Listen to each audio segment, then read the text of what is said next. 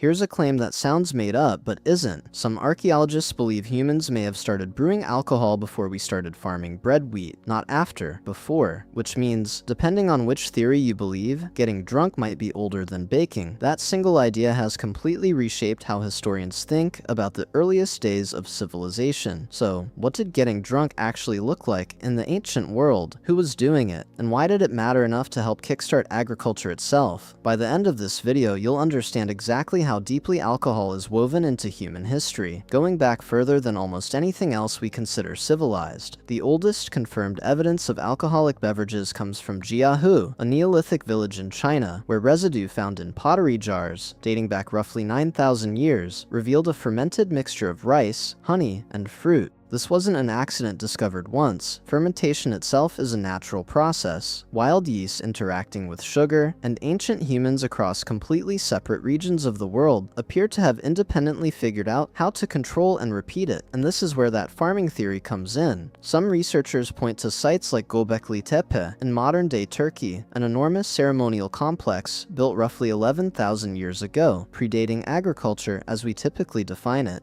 Large stone vessels found at the site show chemical residue consistent with fermented grain beverages. The theory suggests that gathering wild grain specifically to brew beer for large communal gatherings and rituals may have been one of the very reasons humans began deliberately cultivating grain in the first place, meaning the desire to drink together might have helped push humanity toward farming rather than the other way around. It's a genuinely wild idea, beer, not bread, as one of the sparks behind the agricultural revolution. In ancient Egypt, beer wasn't a luxury. It was closer to a basic necessity, safer to drink than the often contaminated river water, and packed with calories that made it a meaningful part of the daily diet for ordinary people, not just the wealthy. It was so fundamental to Egyptian life that laborers building the pyramids were partially paid in beer, with records suggesting a worker's daily ration could be a substantial amount, several liters, as part of their standard wages. The Sumerians took things a step further, actually worshipping a goddess of beer named Ninkasi. A surviving hymn, essentially an ancient poem, doubles as one of the oldest known beer recipes in human history, describing the brewing process in enough detail that modern brewers have successfully recreated it. Drinking beer in ancient Mesopotamia wasn't just social, it was, quite literally, an act carried out under the watch of its own dedicated deity.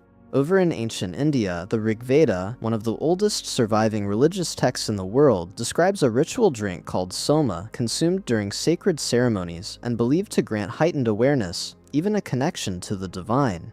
Historians still debate exactly what soma was made from, some form of fermented plant extract possibly mixed with milk, but its role was unmistakably central to early Vedic religious life, treated with a reverence closer to a sacrament than a casual drink. Across the African continent, fermentation traditions developed independently in numerous regions. Palm wine, tapped directly from the sap of palm trees and left to ferment naturally in the heat within hours, became a staple across large parts of West and Central Africa, deeply woven into ceremonies, negotiations, and hospitality customs, often the first thing offered to an arriving guest. In parts of East and Southern Africa, sorghum and millet were fermented into thick, nutritious beers, sometimes consumed communally through a single large container, with multiple people drinking through individual reed straws at the same time, a practice that turned the act of drinking itself into a shared, cooperative ritual. Wine takes center stage as we move to ancient Greece, but with a very specific social structure most people don't expect. The Greek symposium was a formal, highly ritualized drinking gathering exclusively for men where wine was almost never drunk undiluted. It was mixed with water, typically at a ratio decided by whoever was appointed the evening's symposiarch, essentially a designated leader of the party, whose job included setting exactly how strong the wine would be poured for everyone else. Drinking wine completely unmixed was considered a mark of poor character, even barbaric, in ancient Greek thought. Moderation, at least in theory, was baked directly into the culture's drinking customs, even as symposiums were also, very clearly, occasions for genuine intoxication, entertainment, and philosophical debate that could stretch long into the night.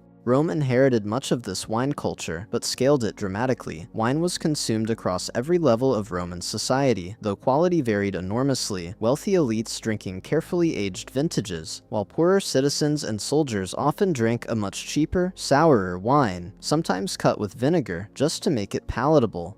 The god Bacchus, adapted from the Greek Dionysus, had an entire religious cult built around him, with festivals called Bacchanalia that grew notorious enough for their excess that the Roman Senate eventually moved to restrict them by law, worried about the social disorder they caused. Meanwhile, on the completely opposite side of the world, with zero contact with any of these cultures, the Maya and later Aztec civilizations were fermenting their own distinct drinks. Balche, made from tree bark fermented with honey, was used specifically in Maya religious ceremonies, believed to help facilitate communication with the divine. The Aztec drink pulque, fermented from the agave plant, was taken extremely seriously, tightly regulated by law, with strict rules about who was permitted to drink it and how much, since public drunkenness outside of sanctioned religious occasions could carry real legal consequences. Across the Pacific Islands, a very different kind of intoxication took root. Kava, made from the root of a pepper plant, was, and still is, prepared through an elaborate communal ceremony across numerous Polynesian and Melanesian cultures. Unlike alcohol, kava produces a calm, relaxed sedation, rather than typical drunkenness, and the ceremony surrounding its preparation and sharing carried, and continues to carry, deep social and diplomatic significance, often used specifically to formalize agreements between groups or welcome important guests.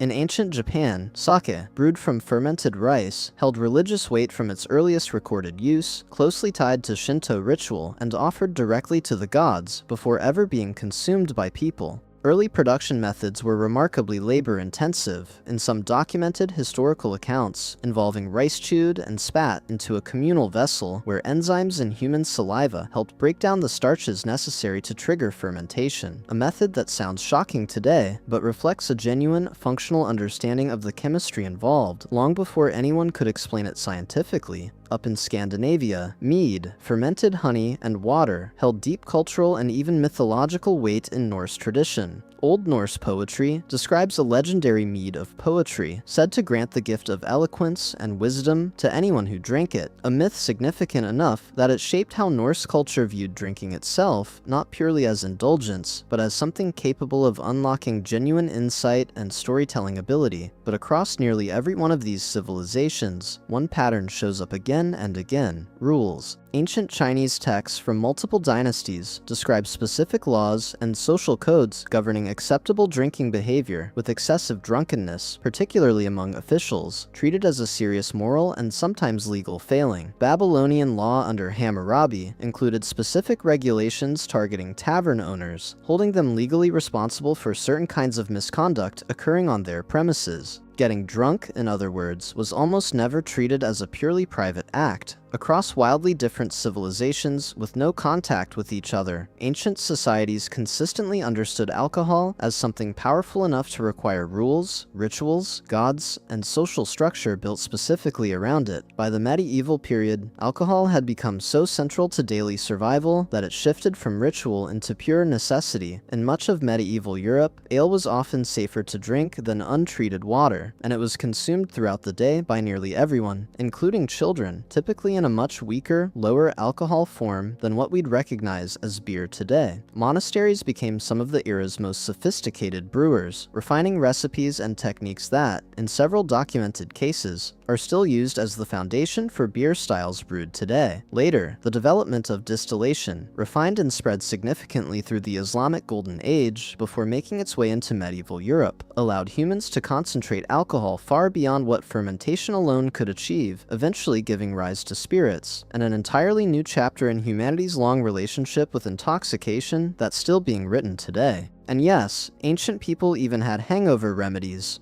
Ancient Egyptian medical texts recommended eating a specific type of leafy green the morning after drinking, believed to help settle the stomach. Roman writers describe various remedies involving raw cabbage, eaten either before or after drinking, based on the belief that it helped counteract the effects of too much wine. Whether any of it genuinely worked is still debated, but the fact that so many ancient cultures were actively searching for a cure says something familiar. Humanity has been dealing with the morning after for about as long as we've been dealing with the night before. So the next time you're at a gathering with a drink in hand, remember exactly how far back that simple act reaches. A Sumerian hymn sung to an actual goddess of beer, a Greek symposiarch carefully deciding how strong to pour the wine, a shared bowl of sorghum beer passed between friends through through individual straws, a kava ceremony sealing an agreement between two communities, a pyramid worker collecting his daily ration as payment, and possibly, if the theory holds, an entire agricultural revolution kickstarted by humanity's desire to keep the party going. If this changed how you think about something this ordinary, that's the whole point of this channel. Subscribe if you want more of these, and let me know in the comments, which ancient drink would you have actually wanted to try?